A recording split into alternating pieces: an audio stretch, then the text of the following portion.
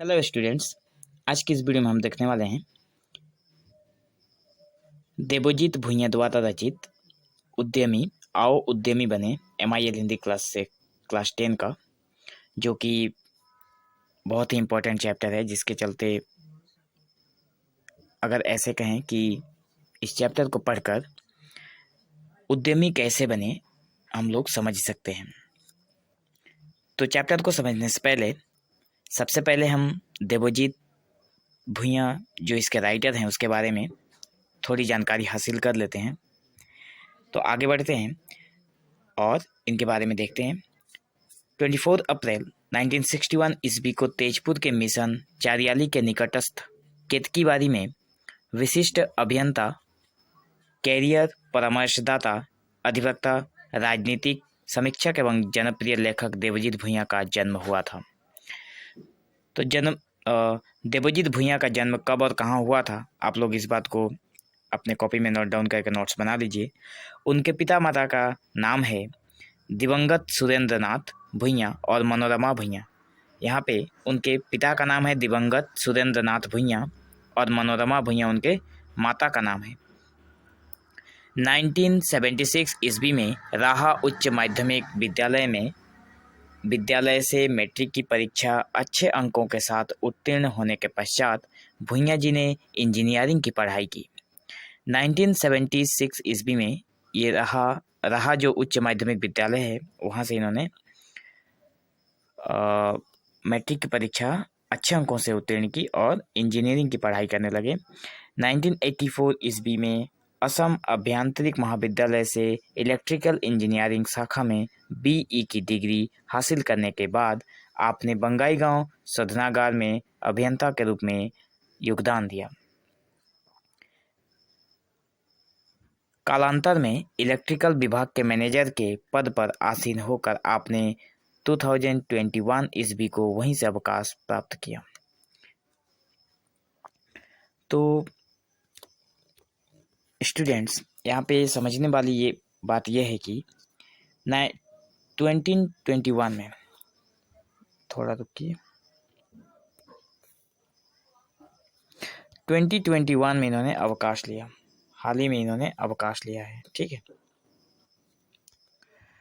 तो इनका जन्म हुआ था 24 अप्रैल 1961 ईस्वी में। इन्होंने बंगाईगांव शोधनागार और असम में महाविद्यालय इलेक्ट्रिकल इंजीनियरिंग के लिए ये 1984 में असम में इसी ईयर, ठीक है, इसी साल इन्होंने इंजीनियरिंग शाखा में BE की डिग्री हासिल करने के बाद ये बंगाईगांव शोधनागार अभियंता के रूप में योगदान दिया था इन्होंने। अगर आगे देखें तो इन्होंने अवकाश प्राप्त किया, ठीक है, मतलब ये रिटायर्ड हुए 2021 में और अभी चल रहा है हमारा 2023, ठीक है। देवजीत भुइयां द्वारा असमिया में विरचित बुलेट चलवा छुआली जनी। देवजीत भुइयां द्वारा आसामीज में इन्होंने बहुत सारी चीज़ें रचना की है, जिसमें पहला है बुलेट चलुआ छुआली जनी, मतलब बुलेट चलाने वाली लड़की। छुआली जनी लड़कियों को आसामीज में कहा जाता है, ठीक है। कवितार आकाश, इन्होंने ये सारी चीज़ें आसामीज में यहाँ पे नाम दिया हुआ है। कवितार आकाश, जुबिन गार्ग जिंदाबाद, नतुन नायिका हिमा, सफल यायाबर, शिशु होबर मन जाए। आसामीज में हम लोग ये सब हमें मिलता है कि शिशु होने का मन करता है, बच्चा होने का मन करता है, ठीक है। नतुन नायिका हिमा को, जुबिन गार्ग जिंदाबाद, ये सारी इन्होंने रचनाएं की है। ये इनके द्वारा रचित असमिया पुस्तक हैं एनिशार कविता, एदिनर कविता मतलब एक दिन का कविता, एनिशार कविता मतलब एक रात का कविता, ठीक है। निशा मतलब शाम के समय को कहा जाता है। जय आई असम, जिसे हम लोग असमीज में अगर बोले तो जय आई अखम ऐसे बोलते हैं। लाहे लाहेर देश, लाहे लाहेर देश, हाँ लाहेर लाहेर देश इत्यादि 30 ग्रंथ प्रकाशित हो चुके हैं। इनके अलावा, इन सारे ग्रंथों के अलावा इन्होंने बटरफ्लाई, ये देखो इंग्लिश में भी इन्होंने रचना की है, butterfly, me too, the black hole, the world I want to see, winning profile, let us bloom together, one night guest, multiple career choice, big bang to Bill Gates. तो ये इत्यादि इनकी उनके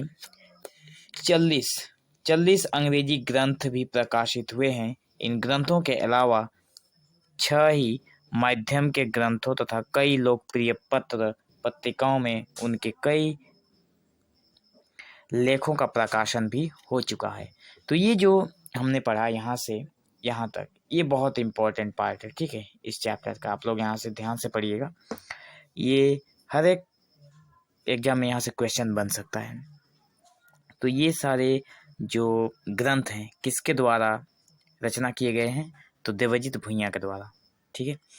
और आगे हम लोग देखें तो उद्यमी का मतलब क्या होता है, और आओ उद्यमी बने जो चैप्टर है हमारा, आओ उद्यमी बने, इसे हम लोग बहुत अच्छे से जान पाएंगे।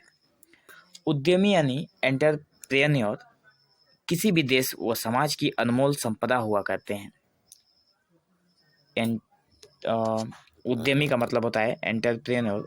उद्यमी का मतलब अगर मैं आप लोगों को आसान भाषा में समझाऊं तो कोई ऐसा व्यक्ति जिसके पास कोई बहुत बड़ा बिजनेस है, ठीक है, जिसके चलते वो खुद का परिवार भी संभालता है और अपने साथ साथ अपनी आजीविका के साथ साथ बहुत सारे लोगों को आजीविका देने में वो सक्षम है, ठीक है, वही है उद्यमी। वो हमेशा प्रयत्नशील है, वो अपने कार्यों में हमेशा लगा हुआ है। वे सरकारी अथवा गैर सरकारी नौकरियों के पीछे ना भागकर, यहाँ पे वही बातें लिखी गई है कि जो व्यक्ति अपना बिजनेस खड़ा कर चुका है वो सरकारी या फिर गैर सरकारी नौकरियों के पीछे ना भागकर स्वयं ही कोई व्यवसाय या उद्यम शुरू करके उत्पादित सामग्री व सेवा के जरिए अपनी आजीविका कमाने के साथ साथ दूसरों को भी आजीविका उपलब्ध कराते हैं।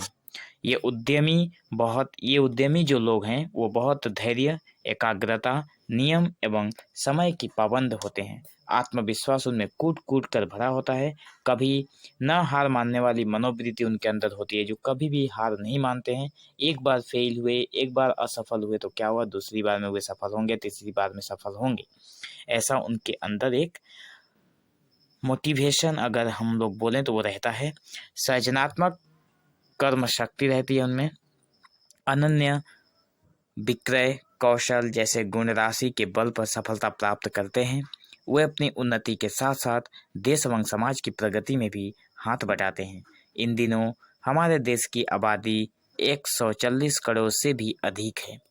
इन दिनों हमारा जो देश है उसकी आबादी 140 करोड़ से भी ज़्यादा है। हाल ही में न्यूज़पेपर में आया था, 140 करोड़ से भी ज़्यादा है। यह संख्या निरंतर बढ़ती जा रही है। ऐसी स्थिति में यह संभव नहीं है कि सभी युवक युवतियों को सरकारी या गैर सरकारी नौकरियां मिल सके। अतः उन्हें विद्यार्थी काल से ही सिर्फ नौकरी हेतु अध्ययन के बदले समानांतर रूप से उद्यमी बनने के लिए भी अपने को मानसिक रूप से तैयार करना पड़ेगा। इससे उनके खुद का और देश एवं समाज का भी मंगल होगा। यह उनके देश के प्रति बहुत बड़ी सेवा होगी। यहाँ पे यही बताया गया है कि इस बढ़ती जनसंख्या के कारण, बढ़ती आबादी के कारण हर एक व्यक्ति को सरकारी या गैर सरकारी नौकरी नहीं मिल सकती। इसलिए उसे सही मार्गदर्शन कराकर उसके अंदर उद्यमी बनने का जो एक स्किल बोल सकते हैं, जिसके अंदर उसके अंदर ये साहस आए कि वो नौकरी किए बगैर भी अपना सारा जीवन गुजार सकता है। ऐसी स्थिति में गैर सरकारियाँ मतलब नौकरी मिलना बहुत ही असंभव सा लग रहा है। अतः उन्हें विद्यार्थी काल से ही, मतलब उन्हें बचपन से ही, जब वो स्कूल में भर्ती होते हैं, विद्यालय जाते हैं, तभी से उन्हें नौकरी हेतु अध्ययन के बदले समानांतर रूप से उद्यमी बनने के लिए भी अपने आप को मानसिक रूप से तैयार करने के लिए शिक्षा दी जाती है। तो आगे की अगर हम लोग वीडियो में देखें तो हमारा चैप्टर स्टार्ट होगा जिसका नाम है आओ उद्यमी बने। ठीक है, तो हम लोग इस चैप्टर को अपने अगले वीडियो में देखेंगे। तो तब तक बने रहिए हमारे चैनल के साथ। Thank you for watching this video. Have an awesome day.